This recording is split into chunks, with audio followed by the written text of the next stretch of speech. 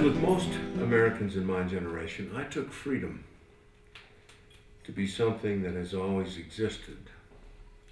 This was part of my address to the Liberty Lair at, as I mentioned earlier, the Charlotte's Web. Great place. I mean, tough to find, but boy, once you find it, people are friendly. It's a wonderful place to go. The food was fantastic. The service was over the top. A true American hideaway. I didn't pay much attention to Liberty's maintenance. So over the last 2 decades, I've formed many questions about freedom and liberty. Freedom and liberty.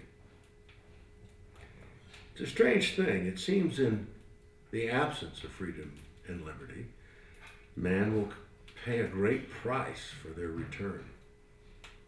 However, in their presence, it seems that we freely give it away. So you could say in scarcity it finds a value. In abundance, has no meaning. Are we doomed as a species to pay with our lives for something once attained that we consider to have no value? Now, when did that cycle begin? Is this human dichotomy a trait embedded in our genes? Are we like the 2nd or 3rd generation trust funder who dedicates his life to squandering his grandfather's inheritance? A little story I wrote about nature. Like a trout living in a crystal mountain lake who has never known water until the day he's thrown upon the bank. Gasping and legless, he struggles to get back in the water, to return to the freedom of what he had not known until it was taken from him.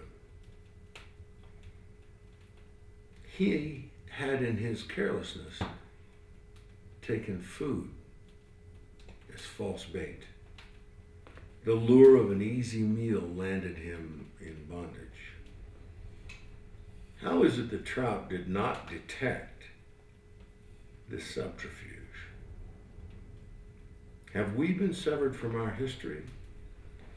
Have the fairy tales of our past, the parables that warned us against free meals and false bait, have we discarded them and replaced them with empty lures like the new parables and stories that are being fed to our children in school, like the rainbow fish? If that's happened, for what reason? Orwell said in Animal Farm, all animals are created equal.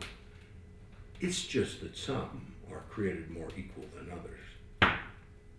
So, what is liberty? Does it exist, or is it the opposite of something else? Much has been said about liberty and its brother, freedom. Are liberty and freedom siblings, or twin sons of a different mother? Do we too often confuse liberty with freedom? Did we as a people possess freedom and then give it away to an authority figure? If we did that, why?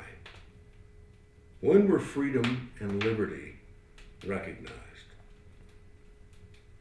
And the first time, by whom? And for what reason?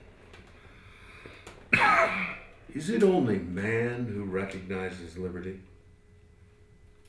Or do animals have a sense of liberty?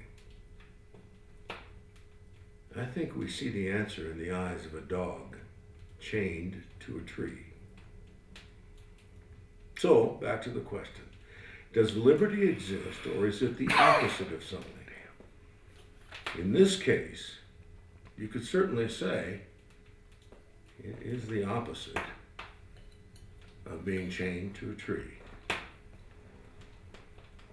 How is someone able to convince a dog to wear the chain? Through trust or through coercion? Maybe a bit of both.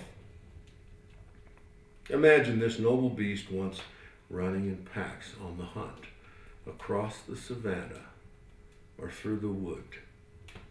In packs, willing to trade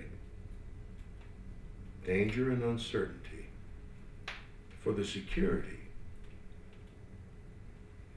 of the backyard and the chain.